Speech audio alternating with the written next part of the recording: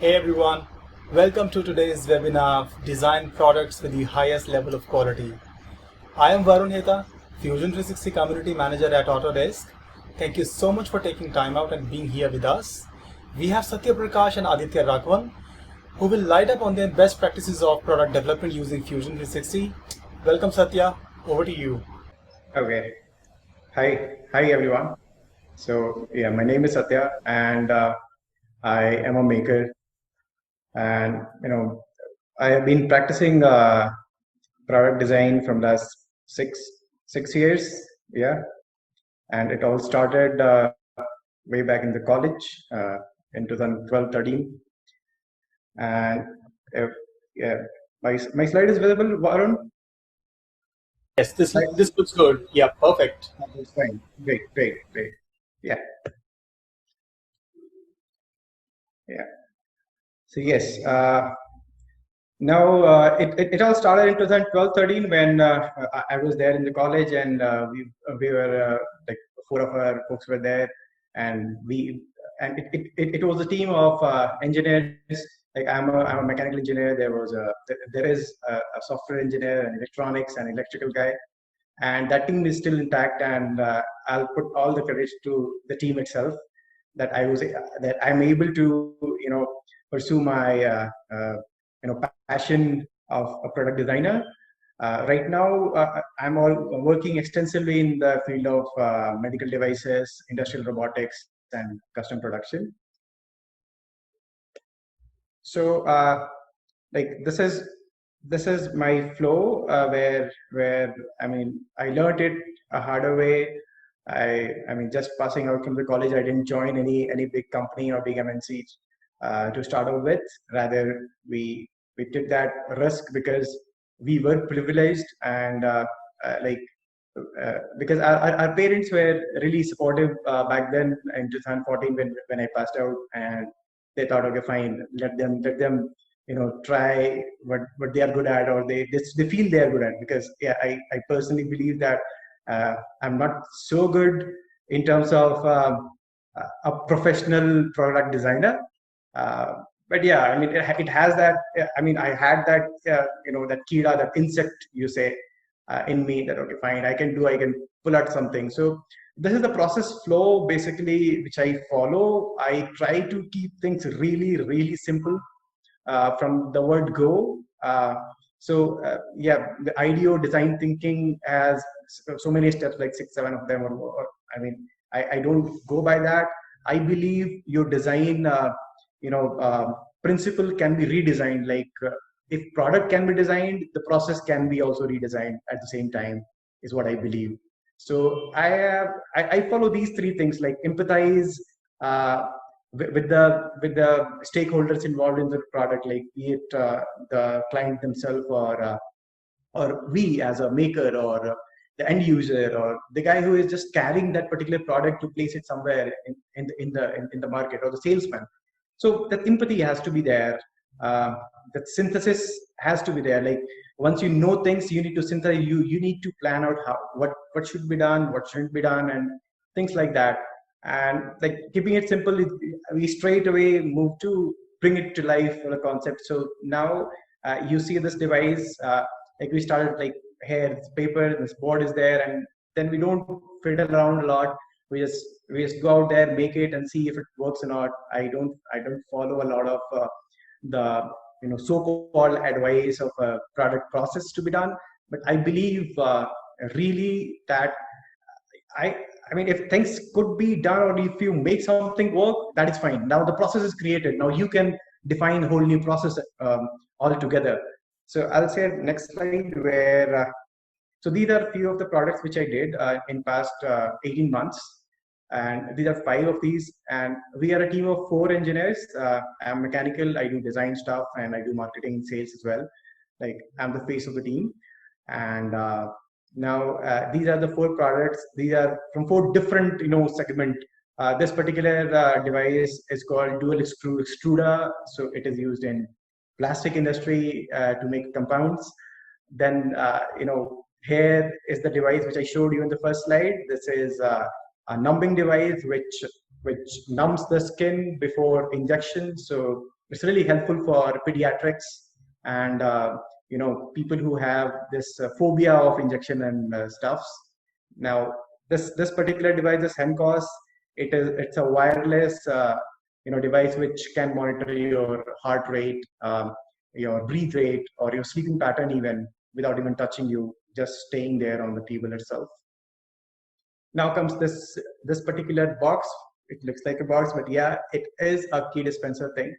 So it can hold more than 100 keys, and it has a dimension of 500 cross 500 cross 450. And there's a mechanism which is there, which makes which shorts which does the shorting thing, and then it does the dispensing as well. Now, this is something which is being done now. This is for the moment.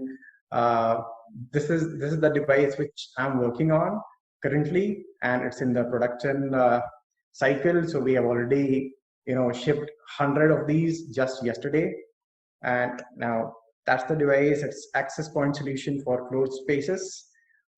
We monitor the temperature. Yeah, we monitor the temperature, offer them sanitizer, and there's a camera and there's a processor inside, and we do edge processing for attendance compliance, mask compliance, and stuff like that. So it was this particular product started coincidentally on 10th of April. That was the day when this idea was in the inception stage, where we thought, okay, fine, let's do something apart from making ventilators and PPE kits for COVID related initiatives. So we thought, okay, fine, what happens after this COVID ends? So that was our kind of brief to ourselves. Okay, fine. If I want to make sure that this, if somebody is entering into my organization, how should he be scanned and made sure that they are safe on that aspect. And on 10th of April and down from there to 25th of April, in 10-15 days, we got the first prototype done, and I can share a few pics as well. If I can do that, let me do it. Its screen itself is being shared. That is fine. Yeah, I can see your desktop now. Yeah, is it visible? My files are visible? Yes, this is good. Okay, fine. Yeah. So so it started from here. So this is an acrylic bend and then painted in white. So this is all we had in our small space wherein we work. It started from here, then we went to this in next 10-15 days. So it's acrylic, and that gray area is duct tape, and because we didn't have paint at that time. So, but yeah, it worked. The camera was still functional because we had the processor and the screen. It is it's a small OLED screen which we had at our disposal in our backyard laboratory, whatever we had. Then it was time to hit the space. Because see, getting things in acrylic and plastic, so that's the bottleneck. Mostly when we end up here, we are kind of like, okay, that's fine. We got to a point that we have the prototype and it works, performs well. But we didn't stop here. We thought, okay, fine, it's done, but we need to market it at the same time. So we made video on this device. We shot a lot of videos, functional ones, okay, just to make sure that everyone who is interested into this particular or this kind of solution should get a heck of it. They should get a sense of what we are trying to achieve. But then something natural happened. Naturally, people had a demand.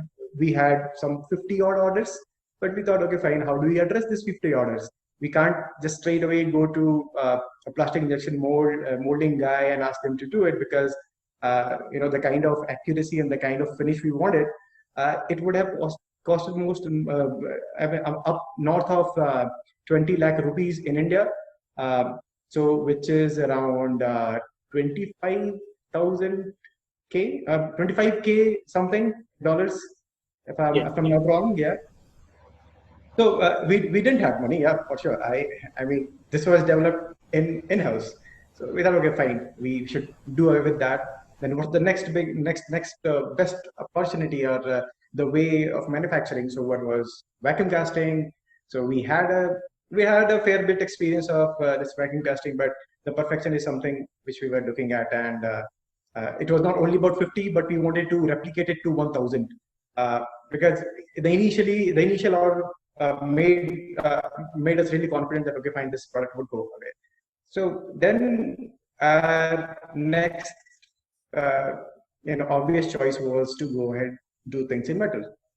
So this is the laser cutter, and we were really lucky to have this in Bangalore. Bangalore has got a very robust hardware community over here. People are really supportive. I don't need to go to a even Fab Lab for that matter, because this is an 8 crore machine, and it's industrial, and they can replicate. Like if I make one with them, they can do thousands for me. So because we didn't have time to replicate, prototype things, and then think about the next big step. And no, we have to do it in one shot, and that was the approach. So once this is laser cut over here in this machine, then there's a punching being done over here for the rivets, for the other studs and all. Then comes this bending part. So this is a machine from Amada. It does the CNC press brake, and this is the part of the device. I'll show you later in the video, wherein I have the model in which this part is done. Then you achieve this. So from here to here, it took us 20 odd days. From zero to that to this, it took us 15 days. So that was the speed at which we were working. And now from this point, so 15, 20, 45, and next 15 days, we have 100 of these. And we have supply chain established and stuff, which is able to cater more than thousands. So mostly people feel that this kind of pace, or this kind of approach is there in Shenzhen or China itself. But yeah, if you want to do something, there could be a way out. There could be things, and that's what I'm here for. I just want to make this one point very clear, that don't accept the norms which are out there floating around. Just question them and do things the way you want to. The baddest thing which could ever happen to you is you'd fail, and that's okay for you. I mean, I see myself as a learner. Like, this is my retirement plan, obviously. I mean, for me, if you ask me what's your retirement plan, like I'm living my retirement thing. So yeah, this is 10th of June, and it was started 10th of April, and we have 100 dispatched. So that's the story of this product. I'll also share it's a different one. Yeah. So yes, you can see these devices. So this is the next version I'm working with. It has a smaller screen and stuff. So now if I want, I can do other things over here. So these are all sheet metal stuffs. These are all done for we have a very good question coming in, and Jana wants to know, why haven't UV hand sanitizers been implemented? UV hand sanitizer. Yeah, we did a good research. Yes, it's a nice question, by the way. So UV takes time. It's what I got to know, and sometimes it's not good for your skin as well. It's UVC which is effective for getting the disinfection done in a proper way, and UVC is not so advisable to be exposed to humans, and it takes time. Yeah, these two were the factors which helped us to consolidate on one thing. Okay, fine. Now we want to go ahead with sanitizing any kind of fluids, be it alcohol to a thick fluid like soap liquid, to sanitizer, gel based and stuff. So that was more of a general thing for people, and we wanted to make a mass market product. We didn't want to move into niche things, because this COVID is itself niche, so we can't go niche of niche, right?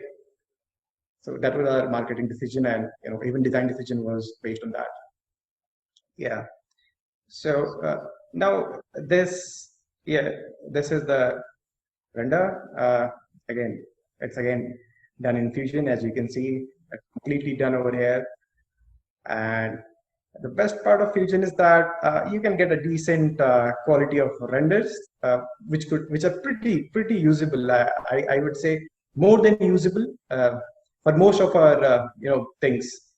So like you can see this, right? Is it visible? Yes. Yeah. Right.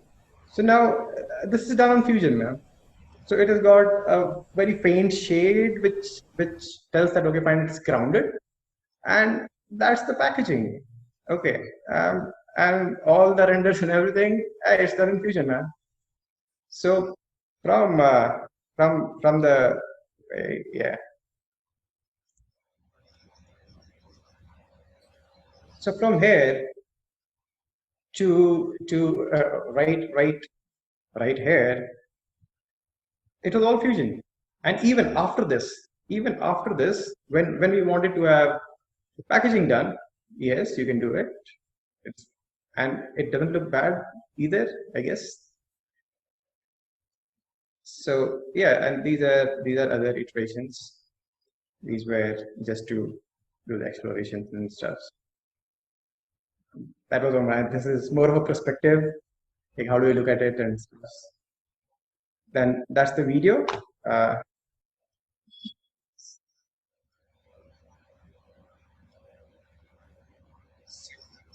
this is the way it works. It takes your facial data, give you the temperature reading, and then populate everything in the dashboard. So this was one demo which was being done from our end, and now yes, the data is there.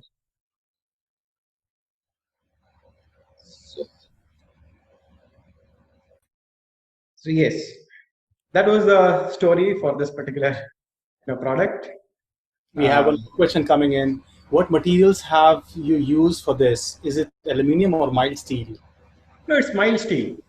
It's a mild steel. So again, it's a nice question. See, when you want to go the aluminum route, yeah, it is expensive. One. Second, welding aluminum is not so easy, and then machining it, yeah, it is good at CNC machining if you're doing the CNC machining, but I'd say if you want to replicate things really fast and the kind of thing which we wanted, aluminum was not good for us. Like see, so mild steel hardly cost you 50 rupees per kg, so it's 100 rupee thing which has went into it. It's hardly 2.1 kg in weight, and then adding up the cutting cost and everything, you can do the maths. Right, so, and they are also asking what was the gauge of this the mild steel, the sheet? See, it's 0.8. 0.8 was the thickness. I really forgot what gauge is that. It's 18 or something. I don't know. I'm not sure. Please just check it out. So it's 0.8 mm. 0.8 mm. Yeah. Right. And how did you ramp up the production of the electronics? Yeah, electronics. When you're going with electronics, see, there are a lot of circuit. I mean, people who can do that circuit part, and there are people who can assemble it well. Initially we had a problem because one guy was doing the circuit, other guy was doing the assembly because of this pick and place remote and automated system. So what we did, we connected both of these and got this thing done. But eventually we found one guy who was ready to do the numbers, like both the things, like doing the circuit and assembling it, like putting the components on top of it. These are all assembly components. So then yeah, we took that leverage. So you can see Wipro was involved with us, So we use that weight, the weight of Wipro, to leverage things a lot. We asked them that, yeah, we have numbers, we have these many numbers to be done, and there's the initial this thing. Could you please help us out with 100 numbers? So they said, okay, fine. I mean, that's the way. I mean, it's like negotiating if you have the option, but if you don't have any, then yeah, it's hard. Yeah. Right. And just a quick one. It's just like I'm thinking when we create a prototype, right, for testing purposes or for validation, we can use rapid prototyping techniques or prefabrication techniques. But you said you are also thinking about a number of production, right? Like approximately 100. So what were the challenges you faced? And you want if you can share some experience about that too. Yeah, see, I said the general notion that rapid prototyping. I mean, the word rapid is so glorified in this rapid prototyping world. Is that and people lose the sense of it. It's not that rapid, right? Rather, I'll say rapid prototyping is a process. It's not a manufacturing technique, or be it like people say it's 3D printing is a rapid prototyping machine. I'll say yes, but humans are better at doing that, right? So when we think of products, we don't straight away jump to 3D printing, or for that matter, laser cutting, or for one particular manufacturing technique can't define rapid prototyping as a whole. So we always question this notion. Okay, like I'll show one more product over here. You see this product. You can't 3D print it. No, you can't do it. And I'm guaranteeing you that you can rapid prototype it. You can make this thing work in less than a day. Yeah, at the end of the day, you will be getting this. Okay. So these are the things I want to stress upon. Like rapid prototyping, it is really expensive. It is good for mechanism part. That is all known. That is all good. But if you want to move really fast, really rapid, then for me, I'm not generalizing this thing to everyone, but for me, 3D printing, or like be it any kind of 3D printing, is not the way to go. I prefer 3D printing in a long shot dollar project wherein I have good time, and I have the time to do the iterations and finalize one thing, and then I'll go with CNC or moulding, or injection molding for that matter and stuff. So you need to find a way around. Just don't stick to one particular or a couple of manufacturing processes. Okay, is I mean, that's my take on real rapid prototyping. Right. There's a question coming in. Can you show the integration of the components inside that sanitizer box? Like Oh no, we can't do that because I wish I could. I wish I could, but Sorry, now pressure. yeah. Next, anything like Yeah, we have any other questions coming in? Uh, why we can use plastics or other material because mild steel increase the weight and production cost?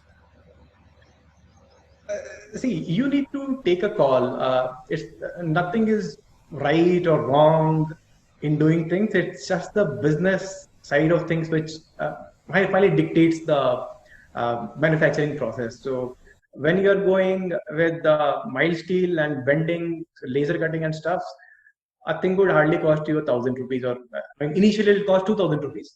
Okay, for that box. I mean, that was the thing. I don't know if I could tell this or not, but yeah, for us, it took 20,000 rupees to do 5 units. They took only 20,000 rupees to do 5 units. Now you go out there in the market and search it out, that what is the cost you would incur if you go this plastic way of doing things. It would be way more than that, let me tell you. Okay. Because Right. at that size, the size I'm talking about, it's three. Yeah, that is it's here, right? Yeah.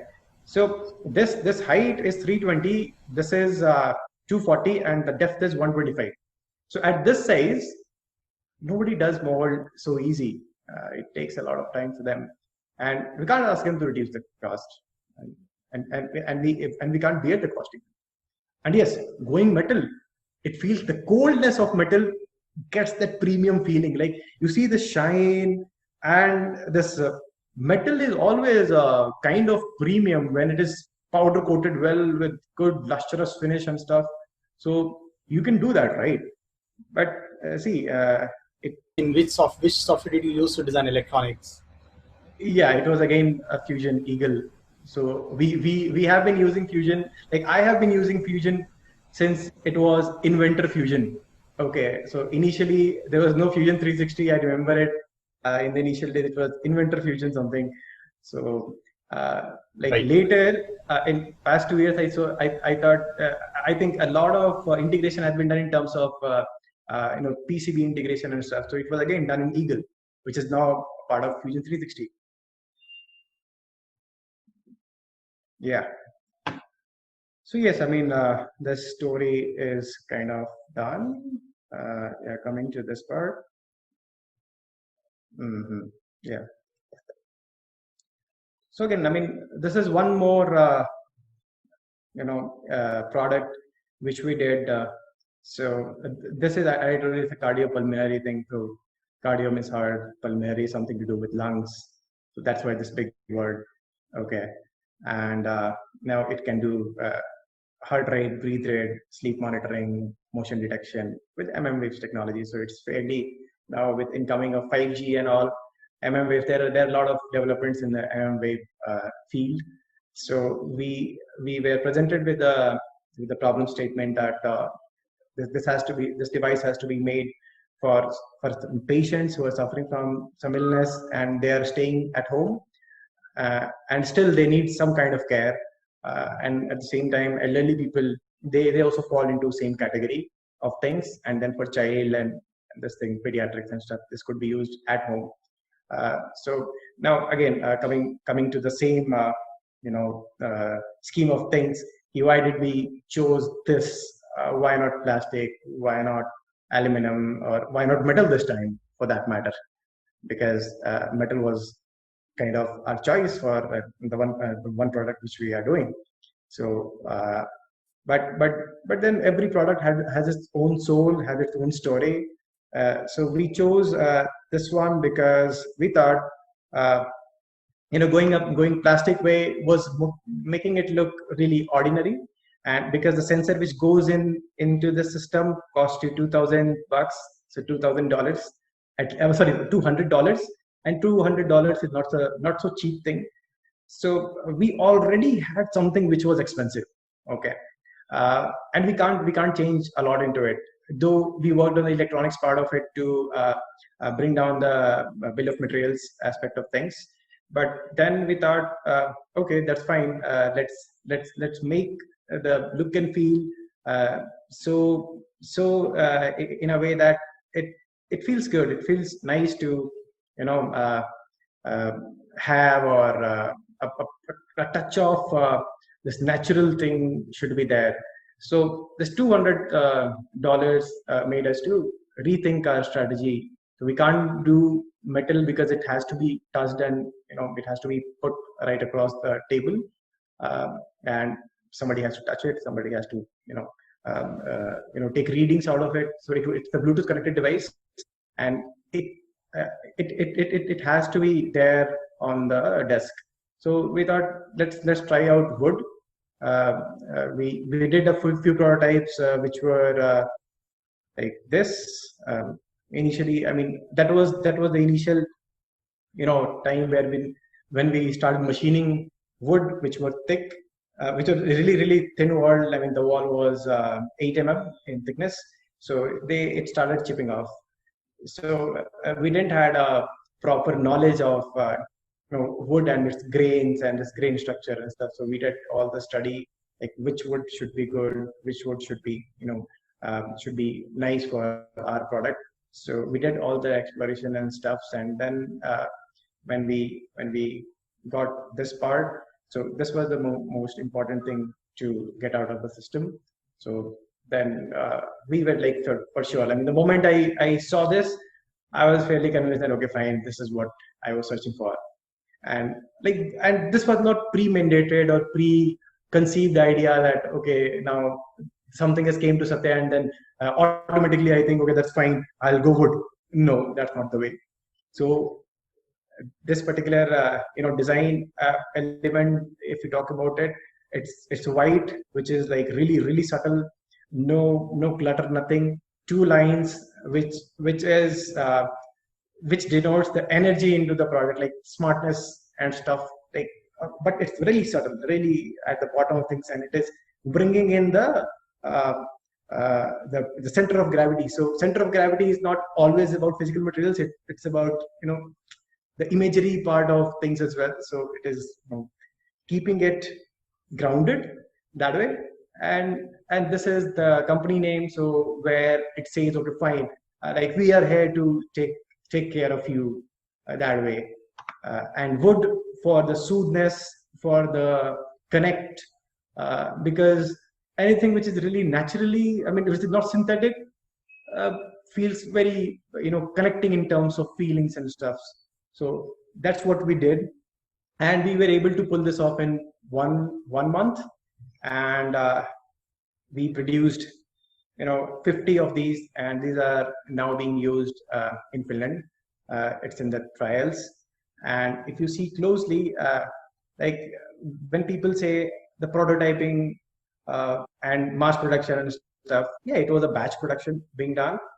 So all of these are same. Like it's an analogy which whenever I see this picture, I see it in a way that these are all human beings. There are four of these we have. I mean, these are all same, from the same clan. We have like two eyes, our head, hand, legs, and stuffs. But all of them have different identity in itself. Like if you go closer, you'll see this is a different wood. This is teak wood. Okay. Now this is pine wood. Okay. So it has got different waves, different patterns and stuff. If you look closely to things, even this particular wood was really resilient in terms of this thing. So these were the initial explorations which we were doing. So all these four have four different kind of identity, and this is the way we do things. I mean, it's not only about making one prototype work, but you need to replicate things. You need to practice the processes in a way that it has to be produced. It has to be. I mean, if that's your requirement, if you want to stand on your own, if you don't want to just confine yourself to just one domain, like, okay, fine, I'm a designer, I'm good at designing things, but I can't make it. So that's not our notion. And if that's the definition of designer, we are not designer. Rather, I use maker because I love making things, be it in a software, hardware, or any scheme of things. And yes, I believe that designer, engineer people can do a good marketing job as well. So that's my take on entrepreneurial spirit of a designer. So yeah, a quick one. We have one very good question. Design copyrights and trademarks. Is it necessary for releasing products in market? No, I feel see it depends. If you see if you have that fear in your mind, you can go ahead and file a preliminary patent in India. It'll save you. But I don't think so. It's really necessary for the whole product. You say, like, see, every product has its life. Okay, I mean, and you are the papa mommy. You are the pop and mom for that particular product. So you can't just stop it because you can't catch hold of it. So let it flourish. Do it. Go out there in the market. Okay, and if somebody copies, means there's a validation that yeah, it is interesting enough to copy. Okay, so I mean, Right. I put this thing in a slightly different way. Try to be a tree, and in every season you will bear fruits. Okay, let it go, man, and try to be a good tree in which every season would pass and will come with new fruits. You can make use of it. You can shed a few. that's my spirit of doing products, and in terms of protecting it before I release it to the market or talk to someone. Yeah. Got that. And there's another question by Shantanu Patil. I think there is an opportunity to provide a UV chamber for sanitization of wallets or other stuff. What's your opinion about it?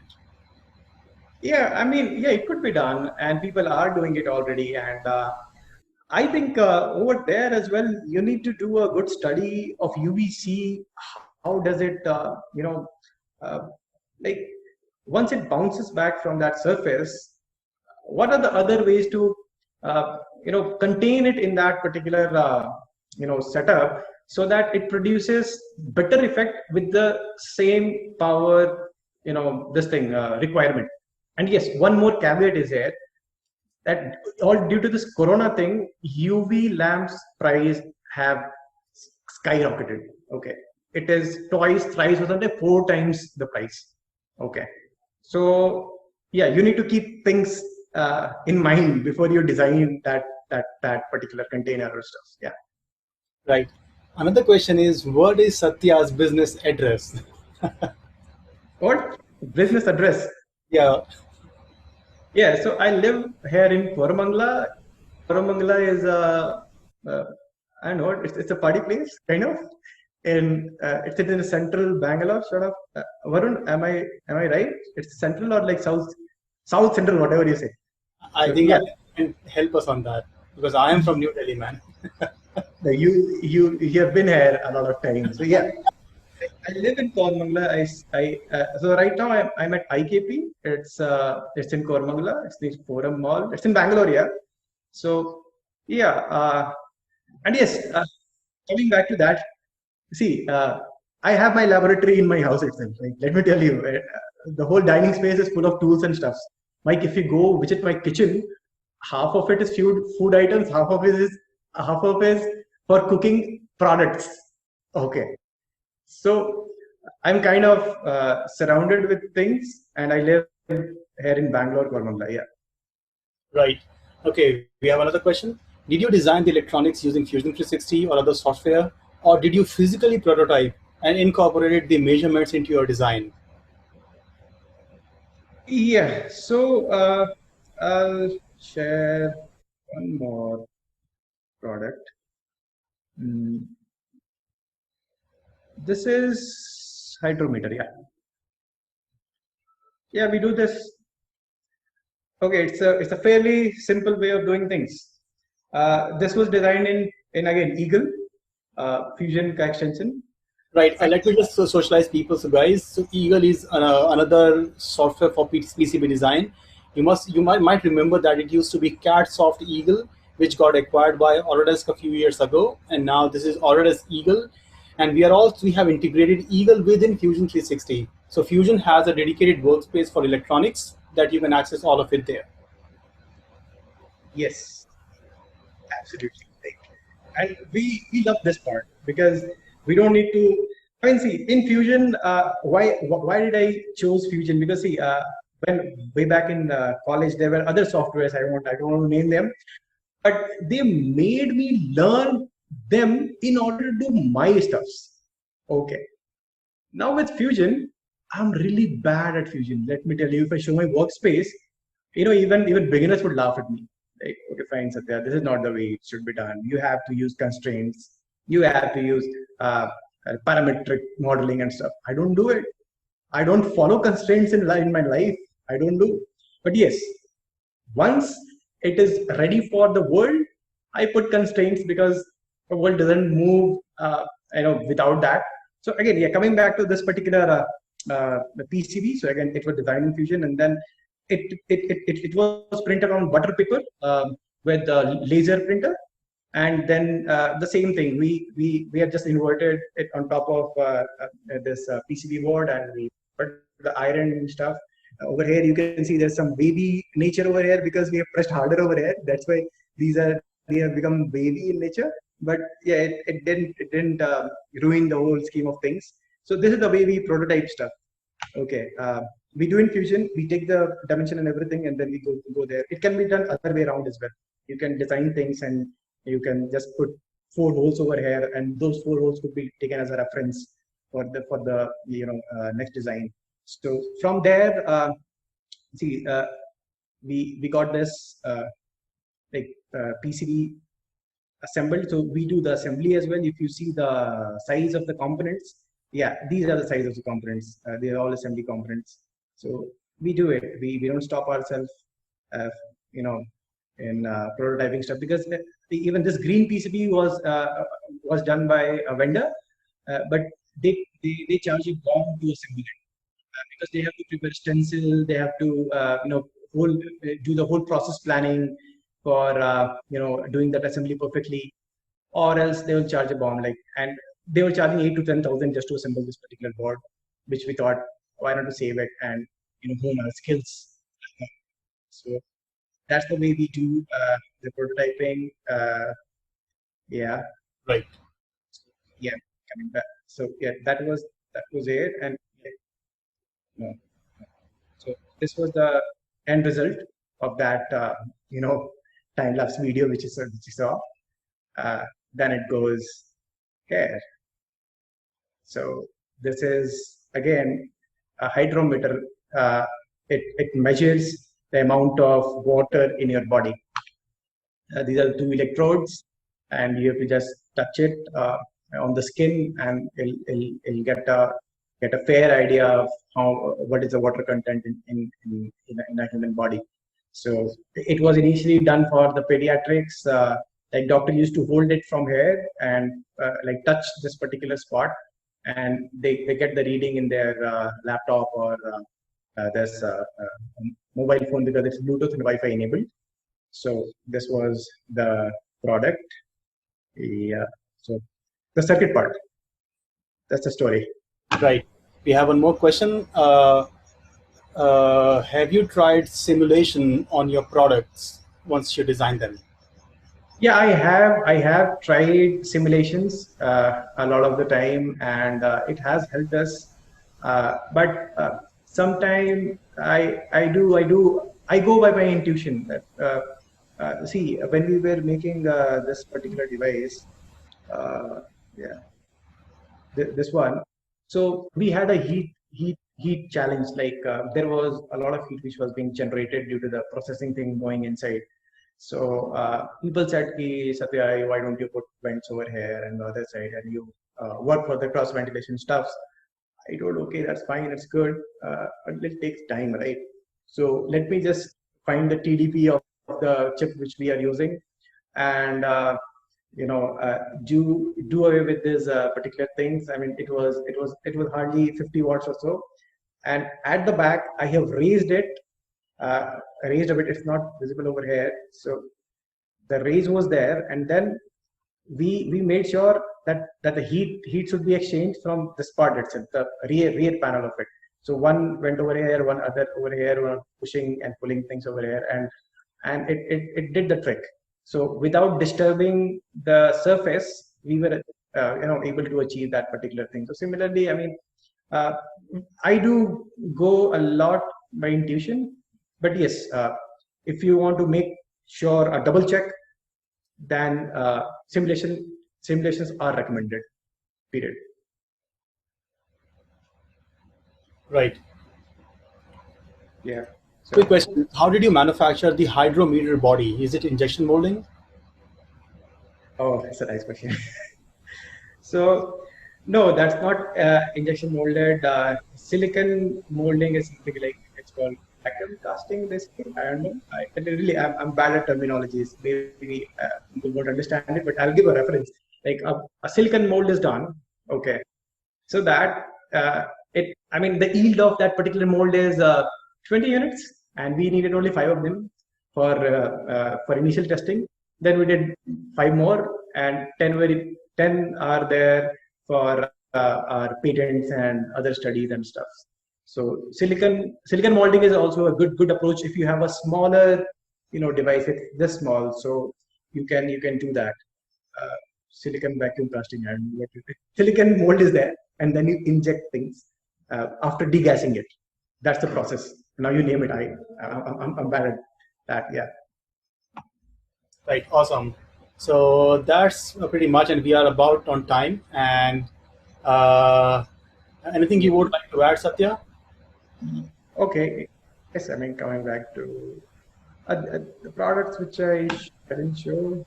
Uh, so, see, Fusion is not just for prototyping and things. These are fairly industrial products. Like, it has more than 13,000 or 1,300 parts or 1,500 parts. And see how easy is that to maneuver around and doing things with Fusion. So this is one. Then you might have seen this product initially when I showed it to you people in the slide here. Yeah, it's there. So this particular device, so it's here. It's all done, all in Fusion. And now this is one more iteration of that Fusion thing. So now this device can hold more than 1,000 keys. So yeah, right from a simple product like this, uh, where is it? Yeah, this is a fairly simple design. As to a complex industrial product. Uh, I don't stop myself, exploring things ever, and that's the thing. As a designer, we should be. And I have a couple of learnings as well, which I want to just share. Yeah, there are four things which I'm just kind of uh, just conclude things here. Try to keep things simple and minimal because yes, life is already complicated. So we should rather focus on simplifying things as far as possible because a simplified product can't be simplified. I mean, if you have simplified to an extent, nobody can copy and nobody can put one more this thing and say it's the better one. It would be a worse product than that. And yeah, don't confine yourself to anything. Like we shouldn't be confined as a designer or as a marketer or as a like production guy or whatever. So I sit along with all the roadside wala, this blacksmiths and stuffs. Okay, so I learn their skills. I learn from everyone. Okay, and especially from the people who are there on the shop floor.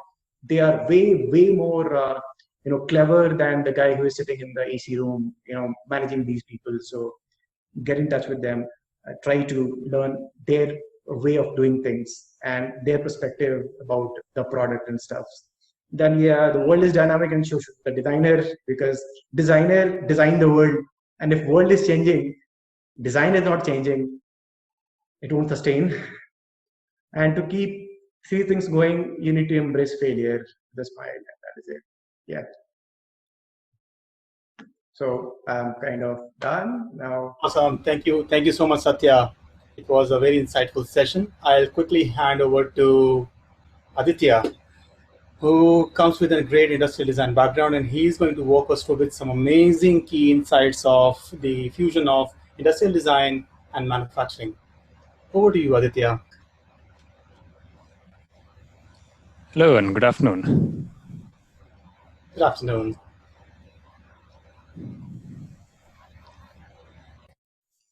So, as said, my name is Aditya Raghavan. I'm an industrial designer. And I really like making things as well. I've been making things since I was a young chap. And I recently graduated from Srishti Institute of Art Design and Technology here in Bangalore. And these are some projects that I've been working on in the meantime. So, Mr. Satya, I think, is an excellent example of an industrial designer. As for me, I think I'm a little bit more offbeat. Some of these projects are not quite industrial design. Some of them are a bit more of my personal explorations. And some of my currently my freelancing work is subject to some degree of restriction, so I can't display it. So this is a modeling project that I've been working on recently. We have to produce high resolution, high fidelity models of Indian railways. So Indian Railways, as you know, has like a 150-year-old heritage.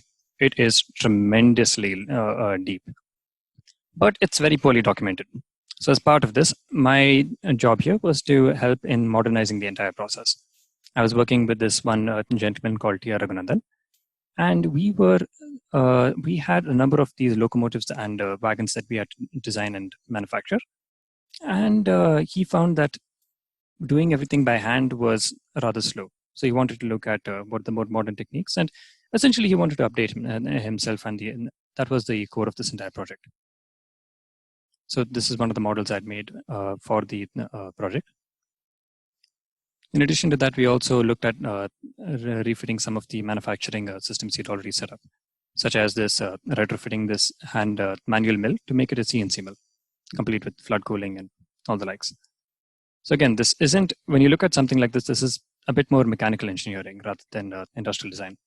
But personally, I like all forms of making, from, like, I work on products all the way from conceptual all the way to manufacturing and how the user interacts with it. Because a designer is, you can't design in isolation. You need to be able to design for people, and you need to be able to design for the methods that you have. Continuing with rapid prototyping, I personally love 3D printing. It's not a magical solution by any means, but this is my personal exploration into 3D printing. Just to give you more insight on how I operate. I started off without any precision equipment whatsoever, and I eventually was able to print my own parts. The machine might look like it was pulled from a scrap heap, but it functions beautifully. And it was one of the first models I made in Fusion 360.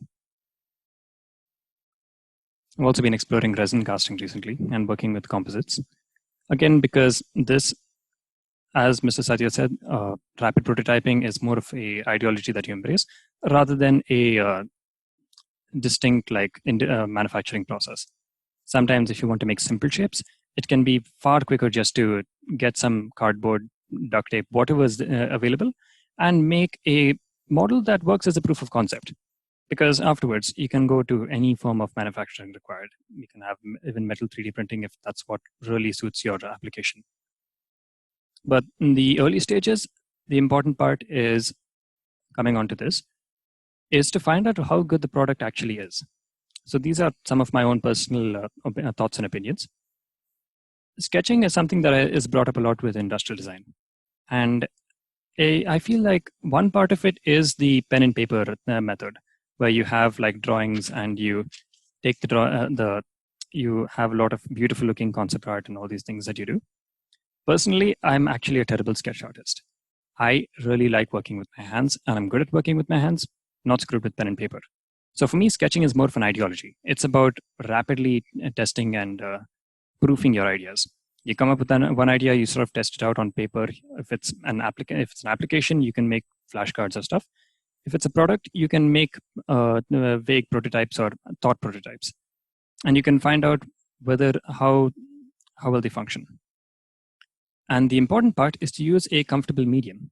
Now, pen and paper is not the ideal solution for everyone. Sometimes I just use a word processor, or sometimes I even use Fusion, because I can create really simple, basic shapes.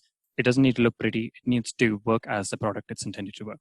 So if it's meant to be some kind of camera, it needs to feel good. It needs, like, the internal, all the internals can be worked out. And quite often I'll be working with people who already have certain internals or an idea of how everything is supposed to work. They already have those things figured out.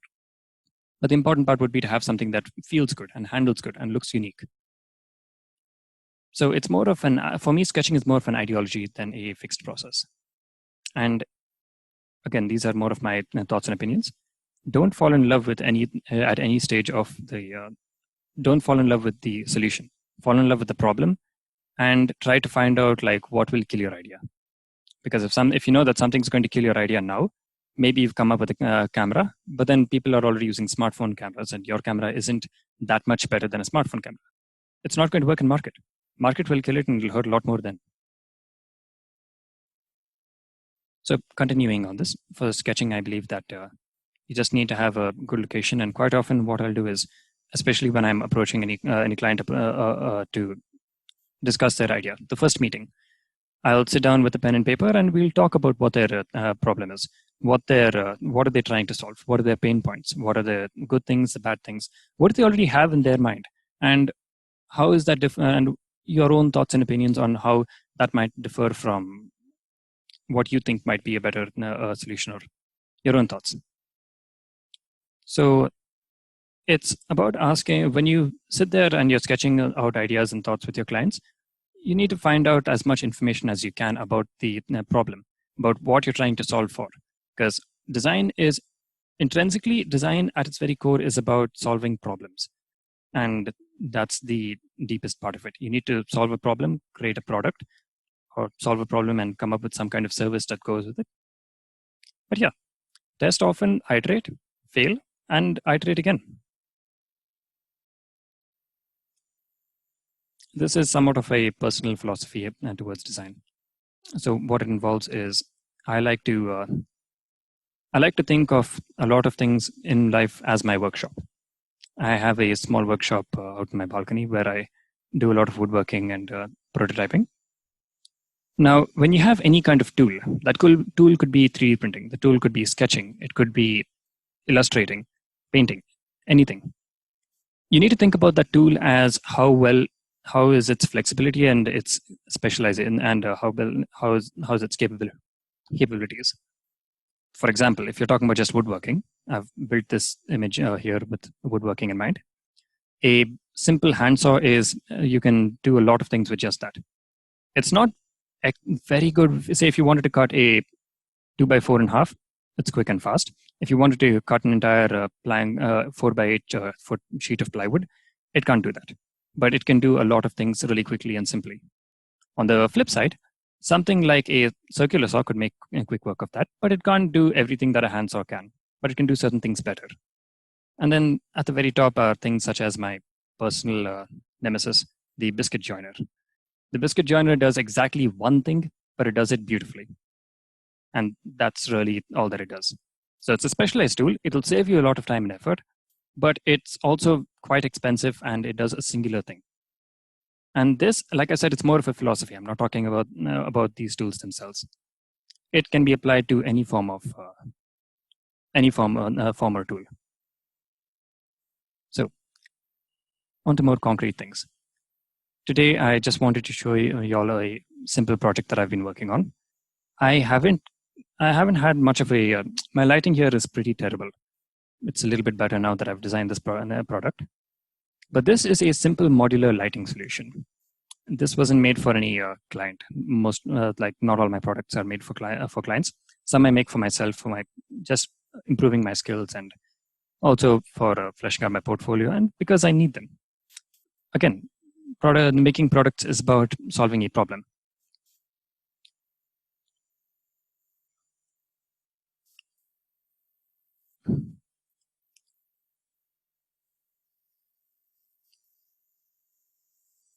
So I'm going to do just a quick live demonstration of my usual modeling practices. This is a simple lighting system. I've called it the HAB lamp, short for habitat lamp. And it's meant to have certain parts 3D printed because I've used 3D printing quite frequently for making simple prototypes. Some of these shapes can be a little bit more time consuming to make by hand.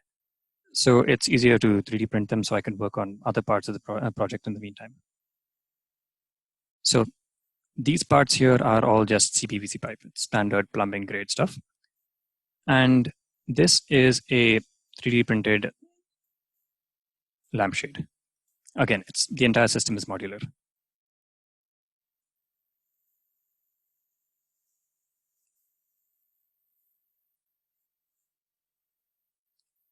Now, this partially fits into my previous point about rapid prototyping and making something that works quickly. For example, like this is a simple bulb and bulb holder. And all I did here was I used this commercially available hanging bulb holder. I opened it up and used these parts. Now, this is a slightly hacky approach, but the point is you want to make a product quickly. More often than not, your clients will want something yesterday. And the point is you need to have it done, and you need to have it done well and quickly. Of course, when you're having something mass manufactured, that is a very different stage than prototyping and getting a proof of concept. So, for example, if you were to mass manufacture this, 3D printing, it would be terrible. 3D printing allows me to make this in about 16 something hours because it's a fairly large lampshade. But if I was to try if I wanted to make this commercially, then molding and casting, or vacuum casting at the very least, would be the primary methods of doing so.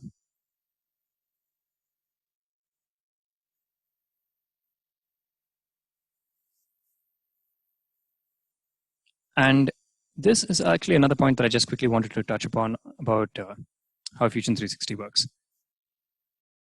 So here I have a reflector. And as a product designer, I like to work with most of the problems that are in the project. When it comes to certain things, like for example, am I going to do simulations to try and see how effectively this reflects light from this one incandescent bulb, how it effectively reflects light outwards and forms a focus spot? Am I going to actually do that in Fusion? No.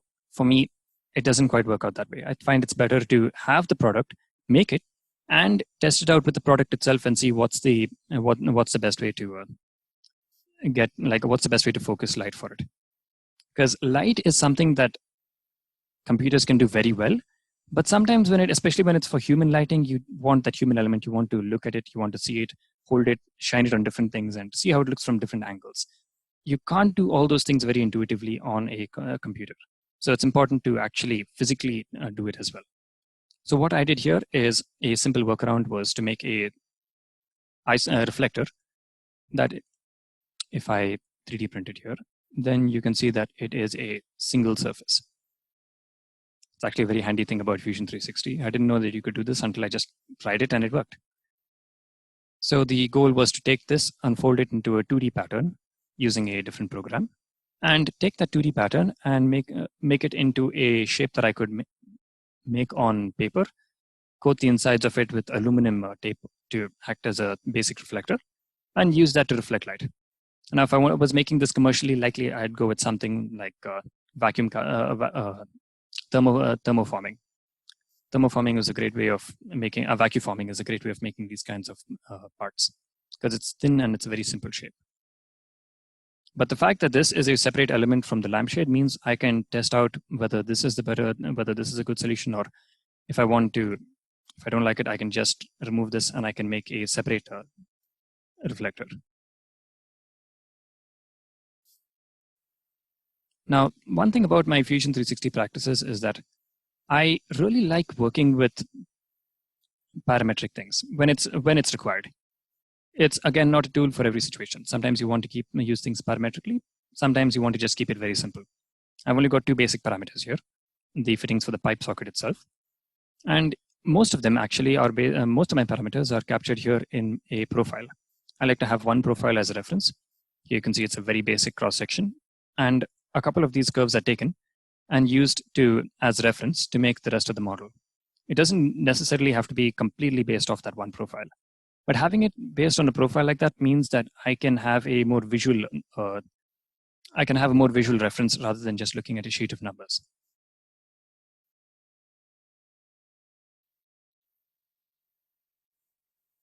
So here's another thing I just made just for fun. I'm sure a lot of eyes have been turned now towards the skies with the news that have recently of certain companies achieving private spaceflight. So I wanted to pay homage to one of the older engines. This is the F1 Rocketdyne, and 5 of these giant beasts took mankind to the moon. So I wanted to make this is something, by the way, I've done purely for myself. It's non-commercial because this model I've used a model that was available online, non-commercial attribute, and I modified that model to make a lampshade that is the same design as the previous one and fits in with the modular system, but is also a bit more inspiring for me personally. So now what I'd like to do is I'd just like to make another lampshade like this. This is a good lampshade for a very focused kind of spot lampshade. If I wanted to illuminate a very small area, I want one now that is a slightly wider one, something that will allow me to illuminate a larger area.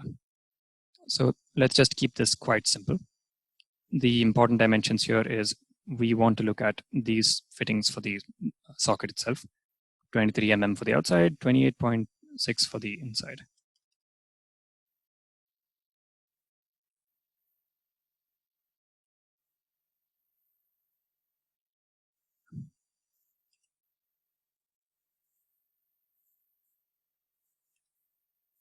So what I'm doing here is I'm creating the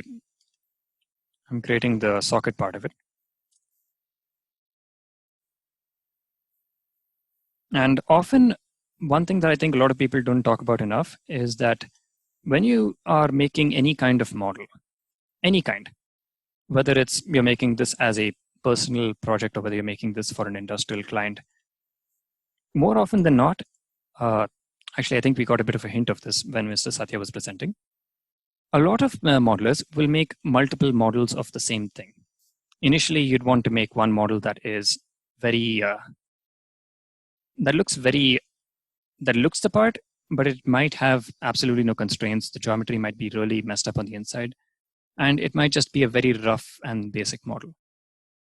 And that is perfectly fine. Because the point is, quite often, a client will want something at the beginning of a project. They'd want it to be done very quickly. And their speed is of the essence. You absolutely cannot take like 2 extra weeks to make a beautiful looking but meticulous model. And then they say, I like the design, but I want it to look completely different. I want it like these things to be shaped like this, and it completely falls apart. So what you'd want to do is you'd want to start by having a very simple model.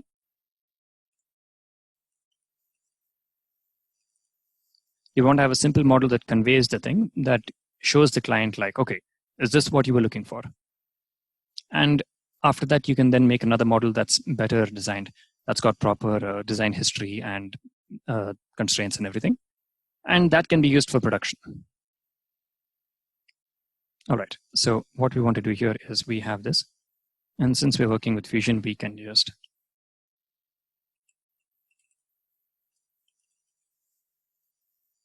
let's save this, and we'll bring in the bulb holder.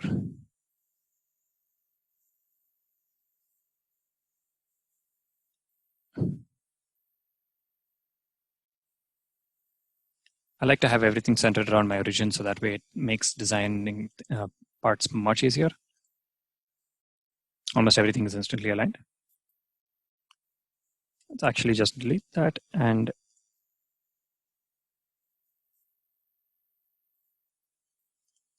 then we can go ahead and hide these and move these things around to get the spacing right. And I'm going to make another simple lampshade. It's going to use a revolve, and let's give it a rough profile. And I know I kind of wanted to have a similar profile to this. It needs to be somewhat smooth and flowing, but it also needs to be quite wide. Now, one thing about designing on a computer is I find it very difficult to keep track of scale, because scale is one of those things it's very easy to look at a screen and you think, oh yes, that looks about this big or whatnot. Or you look at a part and the part looks massive. You send it for fabrication, or you 3D print, or even print out a sketch of a one-to-one sketch, and you realize it's minor. It's a tiny, tiny part. So it really helps to have tools like cheap measuring tools. My personal things are just to have a basic tape measure and a vernier caliper. And that helps you reaffirm certain dimensions. Now I want the width of this to be around 10 inches. So I think 10 inches, I also have a bulb back here. If I have 10 inches, then I think that would be a respectably wide size, but it wouldn't be overwhelmingly large. And we'd also like a small lip of about 4 mm.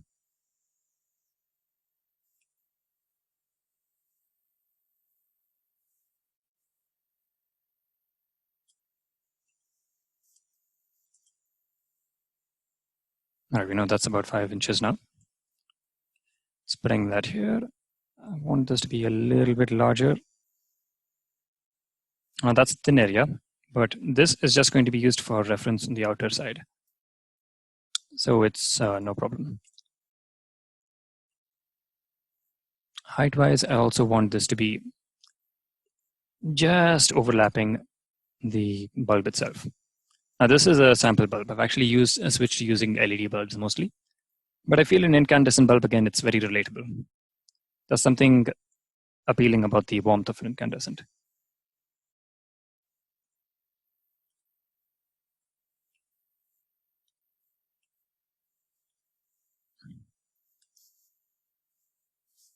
I like keeping numbers whole it really isn't that important for stuff like this. Certain projects you'd want to avoid doing that because it can cause other issues. Let's keep the spacing like this as well. So another thing, where you locate your constraints is really important.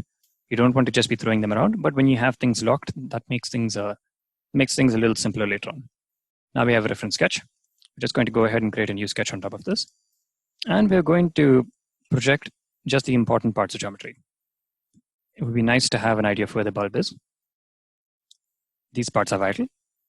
And these parts here. And then we hide it. Now, again, one of the reasons I've done this is when we look at this sketch, we'll call this the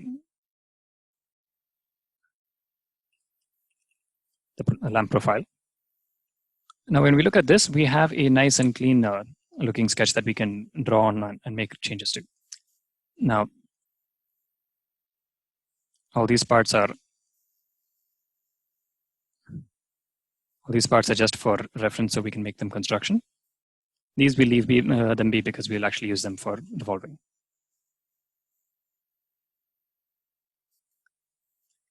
And the benefit of this is we can go back, make changes to this. That'll update perfectly in the production, the Revolution sketch. But we don't have to overburden either sketch with an excessive amount of constraints, visuals, and it cuts down on visual clutter. And especially more often than not, I have multiple references to the same I have multiple references to the same features. For example, I might want to use this lip here to make here on this lamp, you might have noticed, the lip also functions as a hold for this. So the reflector is slightly soft. It can deform. So when you push it into place, it sort of hooks in behind the lip here and can't move from there. And it rests on these three ribs. It's resting on these three ribs. So between the two of those, it's held securely in place. So in this, I'd have multiple sketches referring to just that lip to make sure that the lip comes out properly and to make sure that the reflector properly contacts the lip. So later, if I produce the lip, the reflector, say I print it in 3D printed in vase mode, I can use that to, it'll fit properly. All right. Now, all we really have to do now is just add in a few basic features like this is for the wire. Find 4mm works. Now we have a little channel here.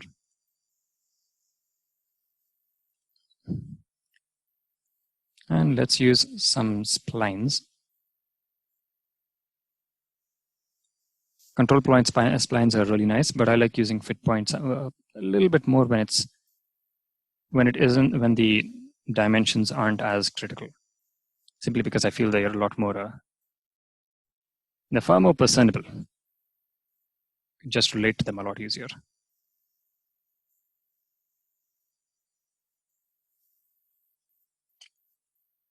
Nice, and here's another important part that I almost forgot.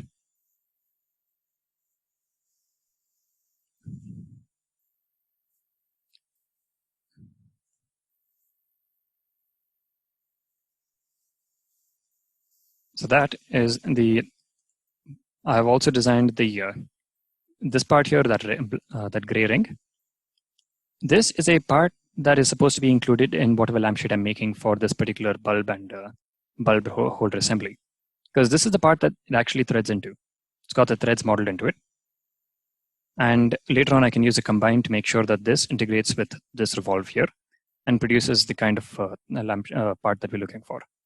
Having a body like this means that I can make sure that the fixture of it is consistent across multiple designs. And suppose later I swap to another kind of threaded bulb holder, I can just modify the first design and all updates even in this one. And that is quite handy.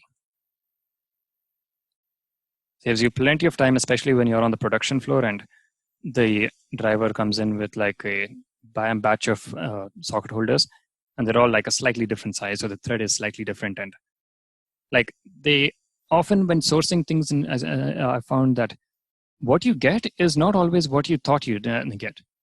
The design, like the designs might be slightly different. They might not fit as well as they did earlier. And those kinds of things crop up all the time. So you need to be prepared to cope with it.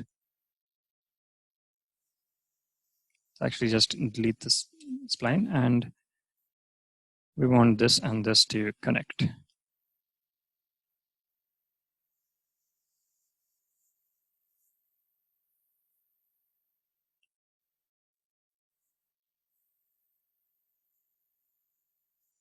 How are we doing on time, Varun?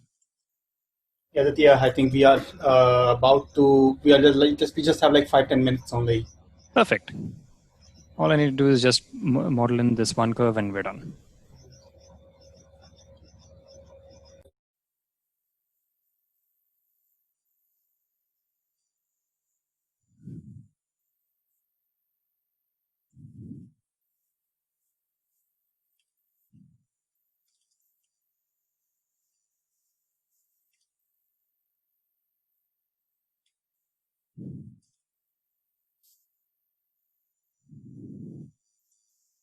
So all I'm doing here is I'm just making it slightly thinner at the top. Actually, that's a bit too thin. Let's make it 2 mm. And a bit wider at the base.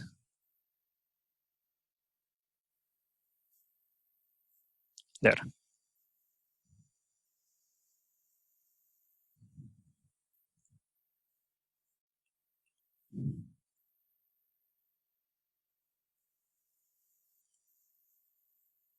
Oh, yes. Let's just hide that sketch. And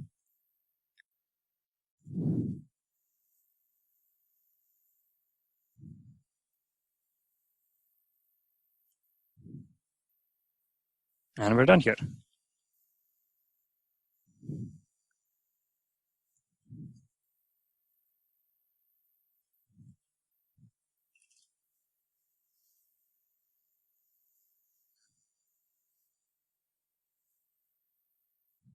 We can do that and just save this here, and then we can import it into this easily.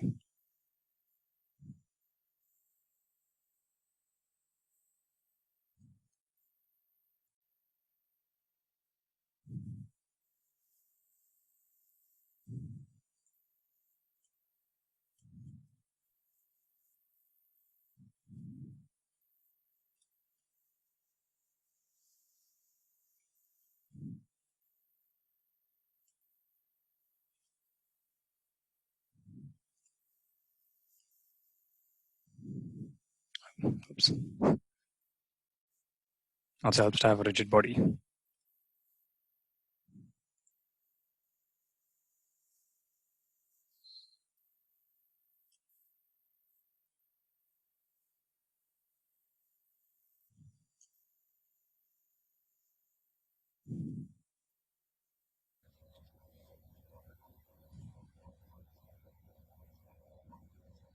This looks pretty good, Aditya. Would you also socialize us with that elbow thing? That looks pretty interesting. Just like a quick walkthrough of how you design and what is there inside. Yes, so the elbow part is actually what I spent the most amount of time on. You can see the lampshade is a fairly simple part, but this is one of those parts which is it walks the line between what the designer works on and what the engineer works on. Because here, it is a slightly complex part because it has 2 ball detents. Here, I'll use an analysis to make it a little easier for us to see what's going inside. So 3 parts here are there is what I'm calling a circlip. It's not technically a circlip. Engineering circlips are quite a different species. But here what it does is essentially it locks these 2 bodies together. Because here we have a series of indents built in and a pair of bodies that capture a spring and a ball. And they're fixed into those bases, which is molded into the other side. And the balls run on this indent to lock the elbow in position so that it holds its position wherever it's required. And the entire thing is made in a very modular fashion. So I actually only use one ball and one spring. And I find that is much more, that's more than enough to keep it holding its position. But suppose we were to make a very large and very heavy lampshade, then that would be useful then so we can have a little bit more holding torque. This itself has a simple lap joint here. It expands and fits over these. So when it's held in position here, those teeth on the inside lock these two in position. Now, is this something that your industrial designers will normally work on? Probably not. In a larger firm, especially when you're working in a team, you'd be working with engineers as well. And the mechanical engineers are excellent at finding out the exact kind of way, the exact force required to hold these things in position, the perfect materials for it, and so on. But an industrial designer cannot be divorced from reality. You need to know how to do these things, and you need to know how to figure out whether something is going to be strong enough to hold a certain object's weight, and how materials work, how can they be worked with, and so on. So even here, you can see that I iterated through it 3 times. The first time had an entirely different mechanism with ball bearings. And the second and third time were refinements of to make sure that the tolerances were all in the right neighborhood.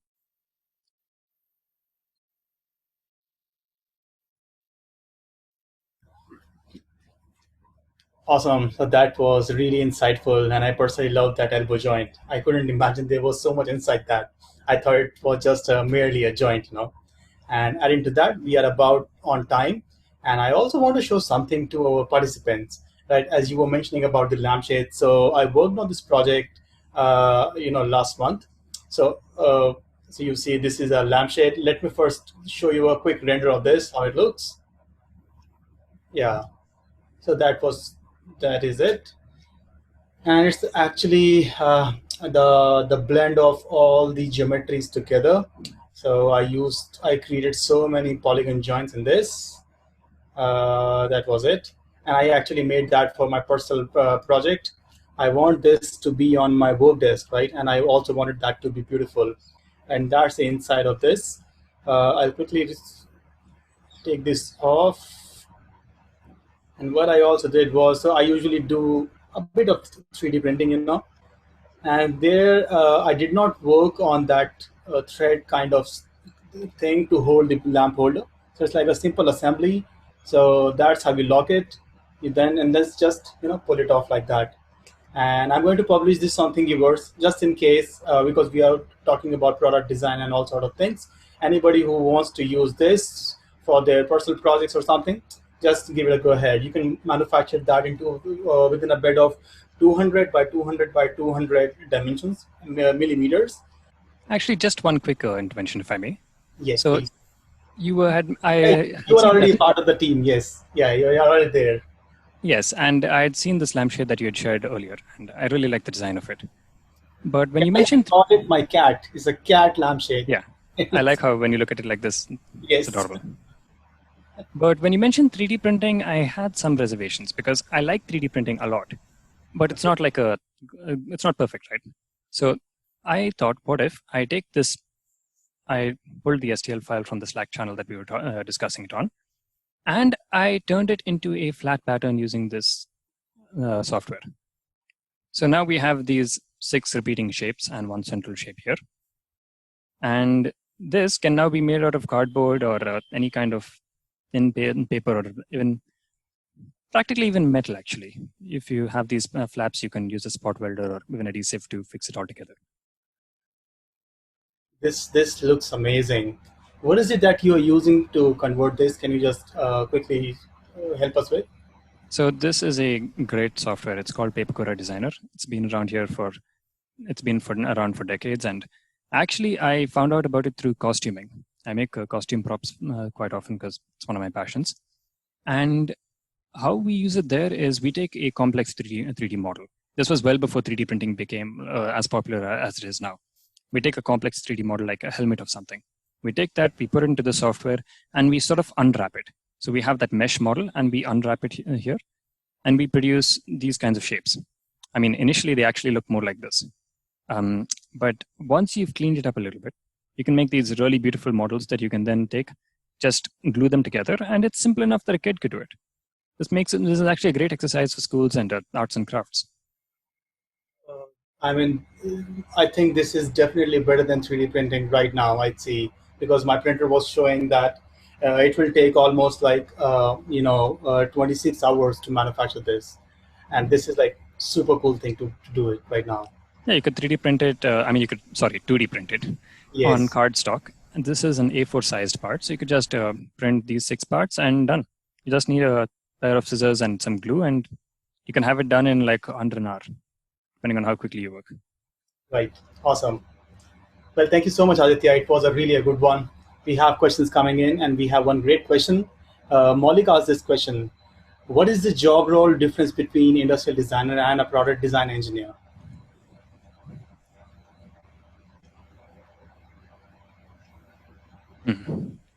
So industrial design is it's a much broader term, because industrial design it encompasses a lot of different industries.